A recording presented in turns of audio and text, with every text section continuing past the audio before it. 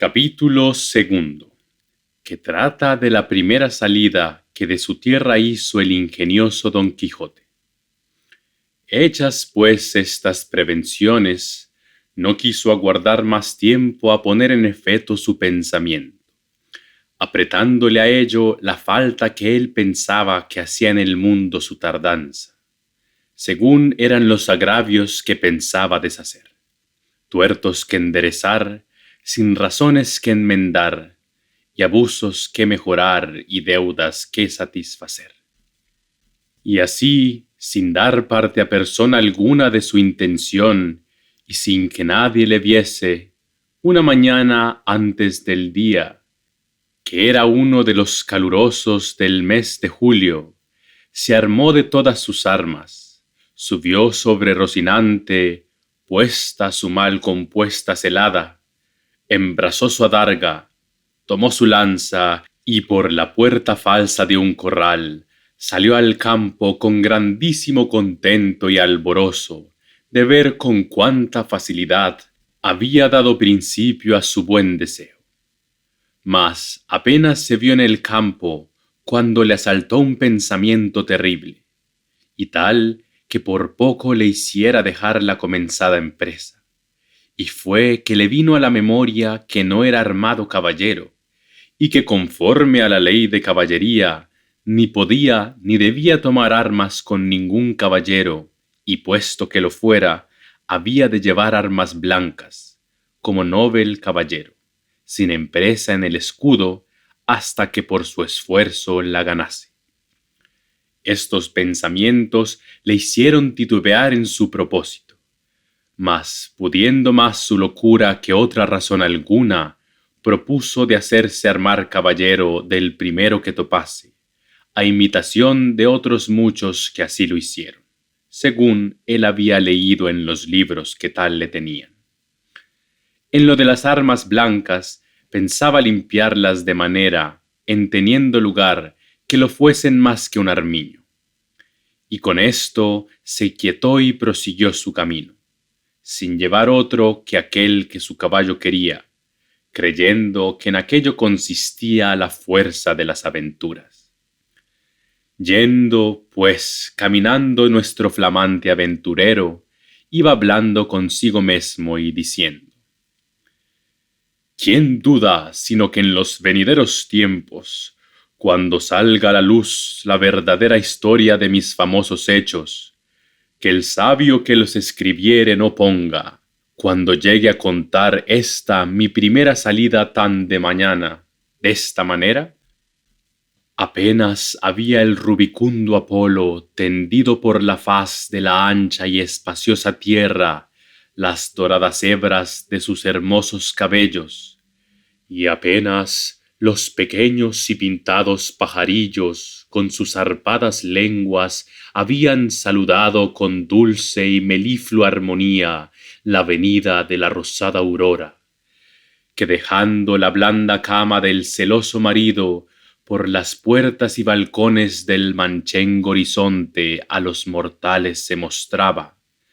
cuando el famoso caballero Don Quijote de la Mancha, dejando las ociosas plumas, subió sobre su famoso caballo Rocinante y comenzó a caminar por el antiguo y conocido campo de Montiel.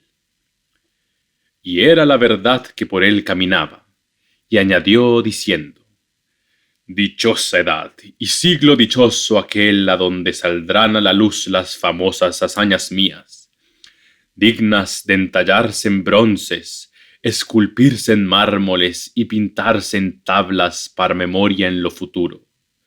Oh tú, sabio encantador, quien quiera que seas, a quien ha de tocar el ser coronista de esta peregrina historia, ruégote que no te olvides de mi buen Rocinante, compañero eterno mío en todos mis caminos y carreras. Luego volvía diciendo, como si verdaderamente fuera enamorado: oh princesa Dulcinea, señora de este cautivo corazón, mucho agravio me habedes fecho en despedirme y reprocharme con el riguroso afincamiento de mandarme no parecer ante la vuestra fermosura. Plégaos, señora, de membraros deste vuestro sujeto corazón, que tantas cuitas por vuestro amor padece. Con estos iba ensartando otros disparates, todos al modo de los que sus libros le habían enseñado, imitando en cuanto podía su lenguaje.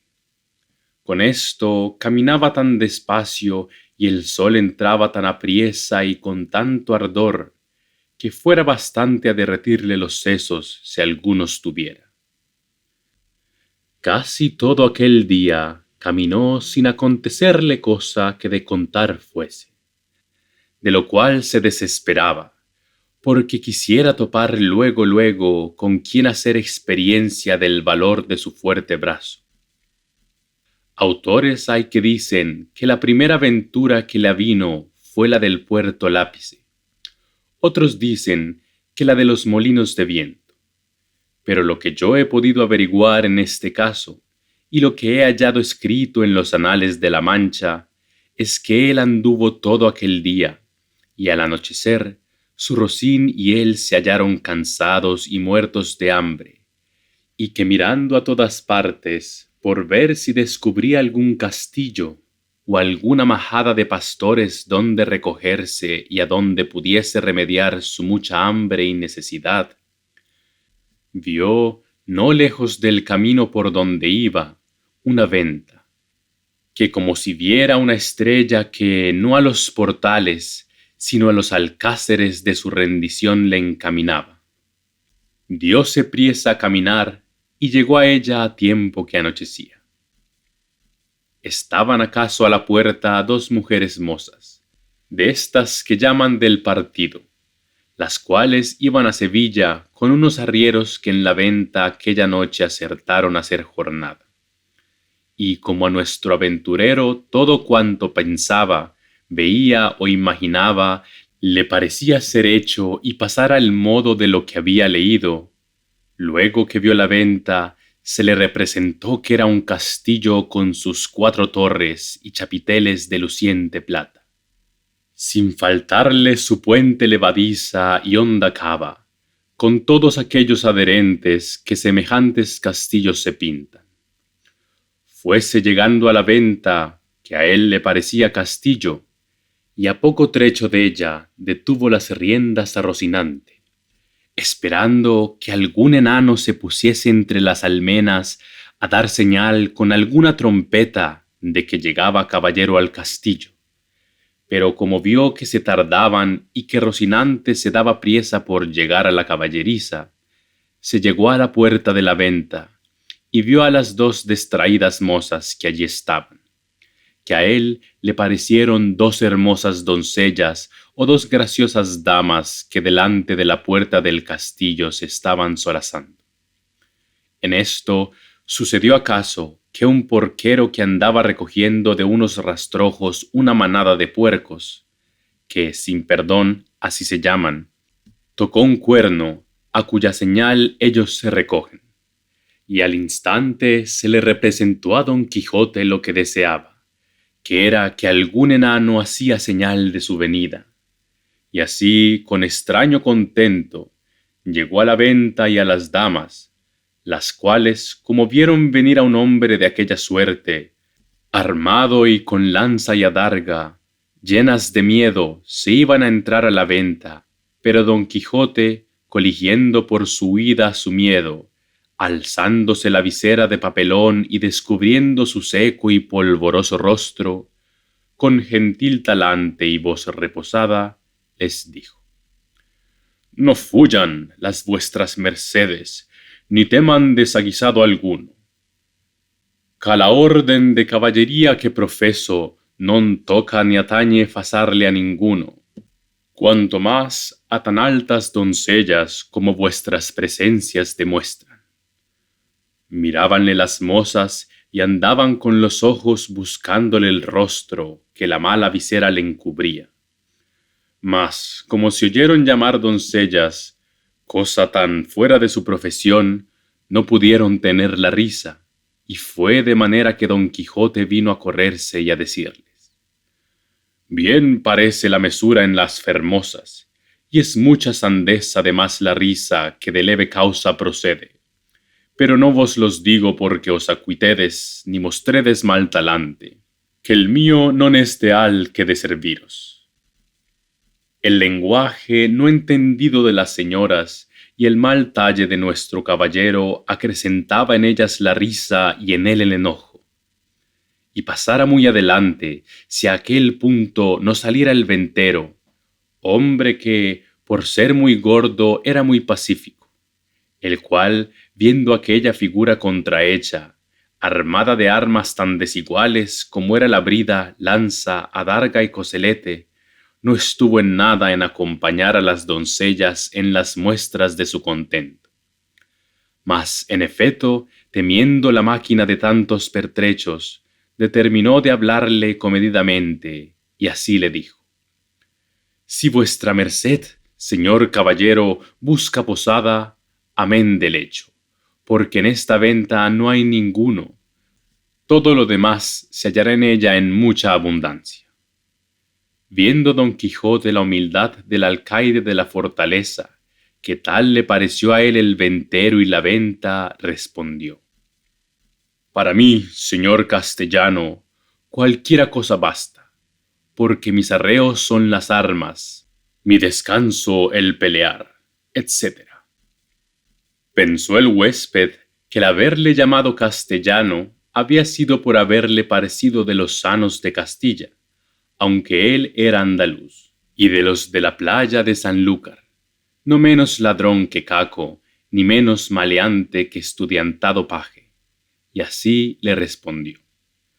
«Según eso, las camas de vuestra merced serán duras peñas y su dormir siempre velar, y siendo así, bien se puede apear, con seguridad de hallar en esta choza ocasión y ocasiones para no dormir en todo un año, cuanto más en una noche». Y diciendo esto, fue a tener el estribo a Don Quijote, el cual se apeó con mucha dificultad y trabajo, como aquel que en todo aquel día no se había desayunado. Dijo luego al huésped que le tuviese mucho cuidado de su caballo, porque era la mejor pieza que comía pan en el mundo. Miróle el ventero y no le pareció tan bueno como Don Quijote decía, ni aun la mitad. Y acomodándole en la caballeriza, volvió a ver lo que su huésped mandaba, al cual estaban desarmando las doncellas, que ya se habían reconciliado con él, las cuales, aunque le habían quitado el peto y el espaldar, jamás supieron ni pudieron desencajarle la gola, ni quitarle la contrahecha celada que traía atada con unas cintas verdes y era menester cortarlas, por no poderse quitar los ñudos. Mas él no quiso consentir en ninguna manera, y así se quedó toda aquella noche con la celada puesta, que era la más graciosa y extraña figura que se pudiera pensar.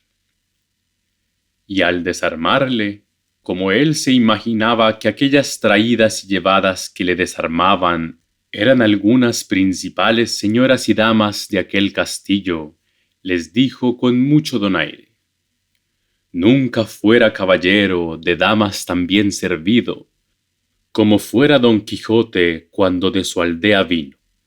Doncellas curaban dél, princesas del su Rocino. O Rocinante, que este es el nombre, señoras mías, de mi caballo, y Don Quijote de la Mancha el mío, que puesto que no quisiera descubrirme fasta que las fazañas fechas en vuestro servicio y pro me descubrieran, la fuerza de acomodar a el propósito presente este romance viejo de Lanzarote ha sido causa que sepáis mi nombre antes de toda sazón. Pero tiempo vendrá en que las vuestras señorías me manden y yo obedezca, y el valor de mi brazo descubra el deseo que tengo de serviros». Las mozas, que no estaban hechas a oír semejantes retóricas, no respondían palabra, solo le preguntaron si quería comer alguna cosa. «Cualquiera llantaría yo», respondió Don Quijote, porque a lo que entiendo me haría mucho al caso. A dicha acertó a ser viernes aquel día, y no había en toda la venta sino unas raciones de un pescado que en Castilla llaman abadejo, y en Andalucía bacalao, y en otras partes curadillo, y en otras truchuela. Preguntáronle si por ventura comería su merced truchuela, que no había otro pescado que darle a comer. Como haya muchas truchuelas, respondió don Quijote, podrán servir de una trucha, porque eso se me da que me den 8 reales en sencillos que en una pieza de a 8. Cuanto más que podría ser que fuesen estas truchuelas como la ternera, que es mejor que la vaca, y el cabrito que el cabrón. Pero, sea lo que fuere, venga luego, que el trabajo y peso de las armas no se puede llevar sin el gobierno de las tripas. Pusiéronle la mesa a la puerta de la venta por el fresco, y trújole el huésped una porción del mal remojado y peor cocido bacalao, y un pan tan negro y mugriento como sus armas. Pero era materia de grande risa verle comer, porque como tenía puesta la celada y alzada la visera, no podía poner nada en la boca con sus manos, si otro no se lo daba y ponía. Y ansí una de aquellas señoras servía de menester.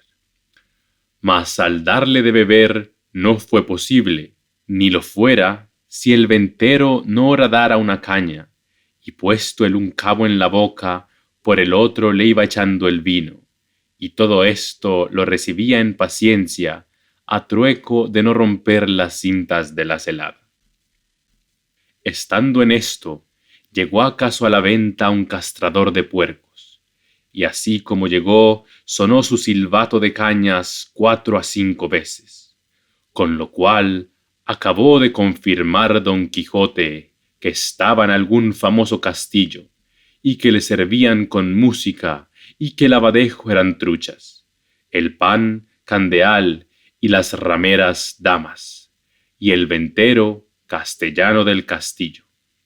Y con esto daba por bien empleada su determinación y salida. Mas lo que más le fatigaba era el no verse armado caballero,